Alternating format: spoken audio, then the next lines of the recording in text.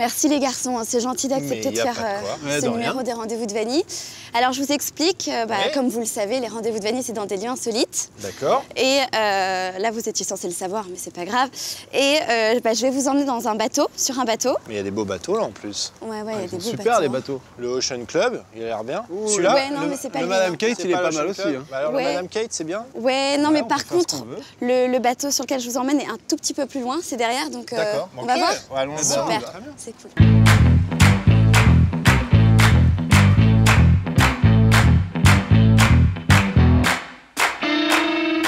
C'est ce bateau-là. Ouais, alors pardon monsieur, du coup, on va monter. Les garçons, je vous Ouais. montre. Hein. Bah comment Faut l'approcher par contre, voilà. Et on va enjamber. Hop, voilà, c'est hyper simple, vous allez voir, c'est un peu comme les yachts. Le pied gauche avant, là. Ah, moi je vais mettre le droit, moi. Ça va être sympa, non? Ah bah ça va être génial. Attention. Alors. Si vous deviez faire la parallèle entre la situation dans laquelle on se trouve là et votre carrière, quelle serait-elle? Je dirais qu'en fait, on a commencé dans une barcasse et qu'aujourd'hui, on est dans une barque. Non Ouais, mais regarde, on est encore dans une barcasse là et c'est pas si mal au final. En fait. On est bien dans les barcasses. C'est vrai? Ouais. Ça reste des bons souvenirs? Oui, ça ça reste des bons souvenirs parce qu'on est parti de vidéos comme ça qu'on avait envie de faire pour s'amuser et au final, on en vient à par exemple venir tourner dans le sud. Pour nous, c'est comme si c'était Hollywood un peu, tu vois. Non, on est très contents. Puis ça, c'est surfait. Enfin, on sent qu'on va se faire chier. Enfin, Alors que là, c'est trop regarde, lisse. Là, on prend une bonne canne à pêche. Ouais, ça sent le vécu, quoi. Là, on est bien, là, ici. Alors, tu parlais de l'époque YouTube, Ouais. mais vous avez démarré avant YouTube quand même sur les planches, sur au théâtre. Ouais, exactement. On a commencé en fait par la scène. Le truc, c'est que nous, quand on a... Enfin, maintenant, on a 35 ans. Elle est bonne. Elle est bonne, ouais. On a 35 on peut aller à la ans. fin. Ouais. On a commencé il y a 20 ans, donc il y a 20 ans, il n'y avait pas encore YouTube, Dailymotion. Donc nous, on a fait le parcours classique de commencer par la scène, de faire des écoles de théâtre. Et quand on a fait nos premières vidéos, en fait, on les a mis sur YouTube, mais pas en se disant que ça allait faire ce qu'on appelle le buzz aujourd'hui. C'était juste un site où on pouvait mettre des vidéos. Donc vous n'aviez pas vu le potentiel YouTube à la Non, mais base. ça n'existait pas encore à ce moment-là, en fait. Donc nous, on l'a juste fait et ça a décollé d'un coup. On fait partie des premiers, des pionniers, on va dire. Avoir mis des vidéos sur les alors, au début, vous avez essayé de vendre, en tout cas de proposer vos sketchs à certaines chaînes de télé. Ouais. Comment ça s'est passé? Vous aviez des réponses? Vous aviez des retours? Les retours qu'on a eus, en fait, on a eu pas mal de rendez-vous qui servaient à rien surtout. On a fait plein de rendez-vous de gens qui disaient on a vu ce que vous faisiez, c'est super, est-ce qu'on peut se rencontrer? Ouais. Donc avec David, on y allait, on était assez contents, on faisait cool, des rendez-vous professionnels, c'est sympa. Ouais. Pour au final se retrouver face à des gars qui te font c'est vraiment génial ce que vous faites. Ben ouais, merci. Non mais voilà, c'est vraiment Voilà, on génial. voulait vous le dire. Merci et donc, génial, on se rappelle. T'étais à une époque en fait où les producteurs comprenaient pas trop en fait l'ampleur que YouTube était en train d'avoir. Ils savaient que c'était important, mais ils savaient pas comment le gérer. Donc du coup, ils rencontraient des gens comme nous pour savoir un peu comment on fonctionnait, mais il y avait Vous pas... étiez déjà visible sur YouTube à cette époque-là, c'est ça? Ouais, à ce moment-là, ouais. Mais du coup, je pense pas que c'était un manque de crédibilité, mais ils savaient pas quoi faire de tout ça. Et c'est pour ça que nous, en fait, on a monté notre société de production. Oui, il fallait qu'on se démarque de tout ça et qu'on crée et qu'on soit surtout nos propres chefs et qu'on soit à la tête de ce qu'on avait envie de faire, qu'on ait nos décisions à nous et que personne... Que personne essaie de modifier vos sketchs, modifier votre identité. Parce que finalement, vous êtes deux, mais vous êtes une grande famille. Parce que, si j'ai bien compris, vous êtes en tournage en ce moment.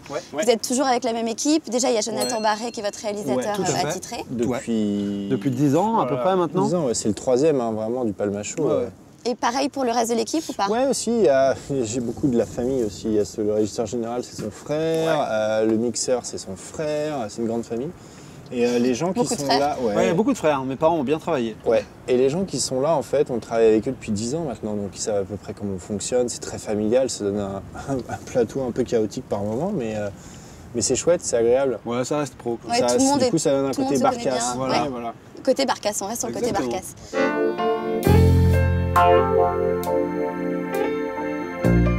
Vous avez parlé de C8, on a appris il y a quelque temps que vous partiez sur la 10, vous avez gagné 2 points, c'est quoi? C'est une promotion? On est passé de 8 à 10, ça c'est avec des chiffres de télé. Hein. Ouais. Donc c'est pas une promotion. On a fait que déménager en fait. Voilà, on fait un Airbnb là. Finalement, vous retrouvez votre ancienne équipe qui était à l'époque sur Canal. C'était des gens en fait avec qui on travaillait sur C8. En gros, ce qu'on est en train de tourner en ce moment s'appelle Cannes Off. C'est un programme parodique en fait du Festival de Cannes. Donc c'est un truc événementiel en fait. On a fait 10 petits épisodes. C'est un truc qu'on avait écrit il y a 6-7 ans et qu'on avait envie de faire. Et en fait, on s'est présenté auprès de C8 et Canal+. Et puis ils se sont dit bon bah sur ce coup-là, peut-être qu'on va pas le faire ensemble.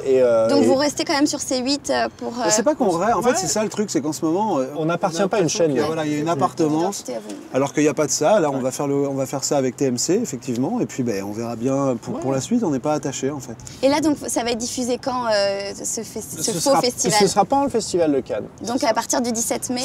Ah c'est le 17? Putain, faut 17 mai, ouais. Ah là il n'y a plus beaucoup de temps, ouais. On est bien pêcher ici, c'est quand même sympa. Ouais, c'est bien. C'est plutôt agréable, mais surtout dans un port comme ça, pêcher dans le port, c'est sympa. Ouais. Moi je pense que ça va mordre. Quelques petits poissons en forme. Ça mord ou pas? Ouais, ça va mordre. Oh, putain, attends. Ouais, ça mord là. Ça mord? Attends. Mais ouais. Ah, attends. Je crois que j'ai chopé du lourd. Ah, ça a l'air d'être du lourd là. Oh, Oh putain. là là. C'est du très très lourd. Oh putain, Oh regarde. là. Le Blu-ray du Palmacho. Et c'était pas préparé. Mais non, ça. c'était pas préparé. Si ça c'était préparé, c'est complètement dingue. Il y en a peut-être d'autres. Il y en a peut-être. Il y a peut-être le DVD. Il s'est même noué carrément tout seul.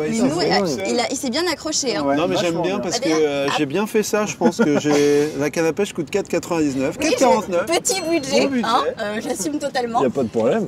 Alors justement à propos, pas de petit budget, mais de réussite et de bonne pêche. Petit budget, sans déconner. Petit budget. C'est votre premier film et avec ce premier film vous avez fait quoi? 1,3 million? 1,3 million, ouais. 300 000 entrées. Vous avez vu, j'ai dit au pif, mais bravo. Mais tout est au pif, hein, la pêche du DVD, vrai, les tout chiffres, est approximatif, tout, c'est incroyable, on tombe juste à chaque fois. Moi, je 1,3 repêche, million d'entrées, peut-être qu'il y aura le DVD, hein, allez, on sait pas. ou la télé pour lire le film. Je relance. 1,3 million d'entrées pour le premier film, est-ce que forcément ça doit vous donner envie de faire un deuxième film? Oui, complètement. Oui, mais même si on avait fait moins, je pense qu'on en aurait écrit un autre. Même si on avait fait plus, on en aurait écrit un autre. Non, on était super contents en fait. Nous, c'était un peu notre but de dépasser le million d'entrées. Symboliquement. Nous, on vient du web et de la télé. Mais vous dépassez quand même tout le temps le million de vues déjà sur YouTube. Ouais, mais Internet, les nombres de vues et le cinéma, c'est pas pareil. Là, tu cliques chez toi, dans ta cuisine, dans ta chambre, avec tes potes. Là, le cinéma, il faut y aller, il faut se motiver, il faut payer 10 balles maintenant.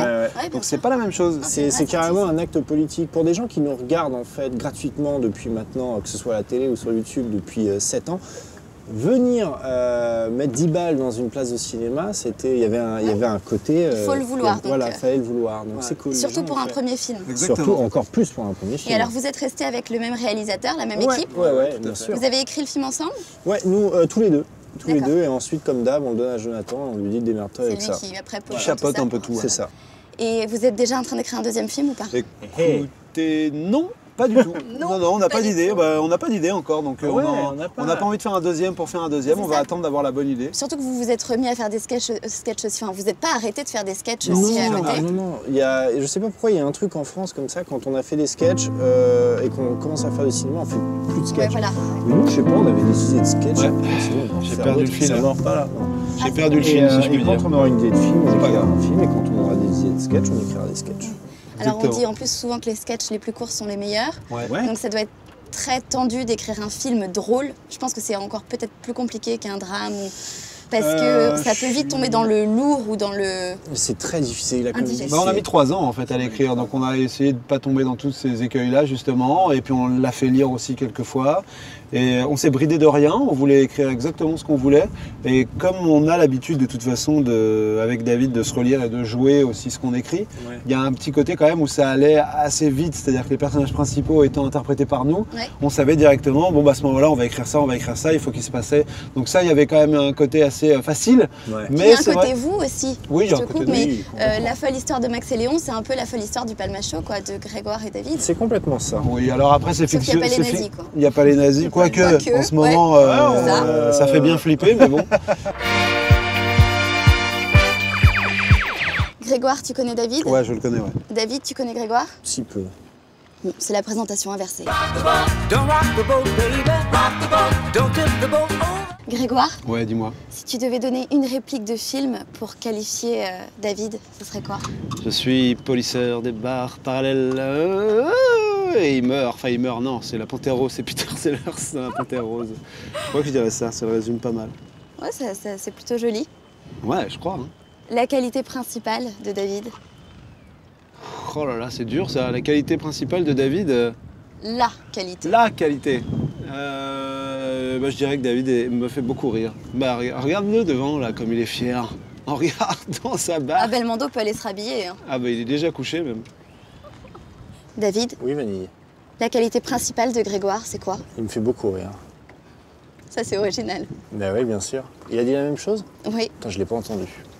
Si tu devais décrire Grégoire d'une façon originale, tu dirais quoi? D'une façon originale? Voilà, mais moi je suis pas original. Lui est original. Moi je le suis pas. C'est peut-être la meilleure façon de le décrire. Ouais, c'est pas mal. C'est pas mal. Ouais, bah au moins tu as dit qu'il était original. Mais il est original complètement. Si aujourd'hui tu devais te séparer de Grégoire, Ouais. tu ferais quoi? Je pense que je ferais comme dans... je sais pas si tu as vu ce film Ace Ventura. Pas du tout, j'ai une culture cinématographique. Il y a un moment donné où il brûle tous ses vêtements dans une poubelle et il se met tout nu et il se roule en boule dans une douche d'eau froide où il est mal et tout. Ouais. Voilà, parce qu'il a l'impression de s'être fait violer. Ce serait pareil. C'est un peu ça. C'est un peu ça, Un ouais. choc. Sans lui, tu n'es rien. Je ferais ça. C'est un peu ton vêtement? Je suis un peu ton kawaii. Un cas, ouais. C'est ton kawaii. Ouais, Il te protège de tout. C'est ça.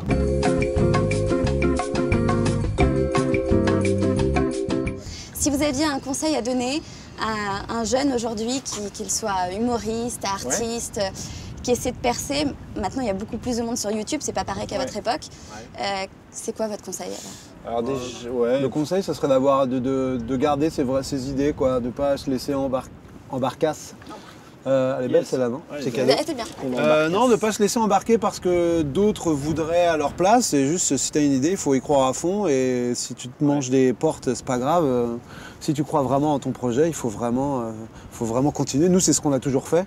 Nous, on nous a dit plusieurs fois que de faire des parodies, ça servait plus à rien, qu'on avait déjà eu 1000, que de toute façon... Voilà, tout le monde a le bon conseil pour dire ce qui va marcher, ce qui va pas marcher. C'est toi qui l'as pour toi-même, c'est au fond de toi, et il faut que tu le suives.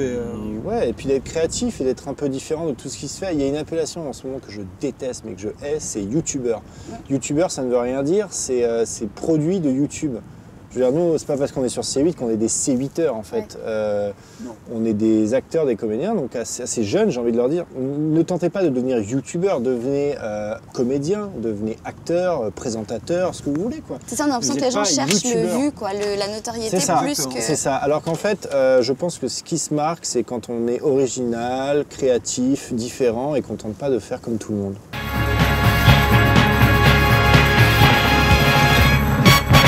Un truc super difficile pour dire le mot de la fin. On va tenter de viser le panier de légumes avec ces beaux poissons en silicone, ce ne sont pas des vrais. D'accord. Et celui qui tape pas le panier, dit le mot de la fin pour les rendez-vous de Vanille. D'accord. Grand jeu. Hein. Ok. Qui commence? Vas-y, commence Vanille. Honneur aux femmes. Alors, ok. Ok, j'ai pas touché. Vas-y. Yes! J'ai gagné, moi j'ai gagné. C'est gagné. Et je l'ai touché. Bravo. Bon, bah, c'est à moi de dire le mot de la fin. C'est à toi. Vas-y. C'est à moi. Bon, bah, je vous remercie de nous avoir suivis pour ce deuxième numéro des Rendez-vous de Vanille. J'étais avec le Palma Show, c'est quand même grandiose. J'espère que ça vous a plu. N'hésitez pas à nous suivre. Et rendez-vous avec le Palma Show à partir du 17 mai sur TMC. Non, je vais dire une connerie. Sur TMC pour un faux Festival du Cannes pendant le vrai Festival du Cannes à 20h50 avec Yann Barthès. Sûrement. Sur le quotidien. Sur le quotidien. Voilà. Bon, bah, vous savez tout. Ciao, ciao. Salut! Salut. Les garçons, bye bye. Allez, ciao! Ciao, merci pour tout. Hein. Plus jamais je refais ça. Plus jamais de ma vie. Par contre, les garçons, vous allez garder les micros. Ouais, c'est parce qu'en fait, on a oublié de les Merci. rendre. Ouais, exactement.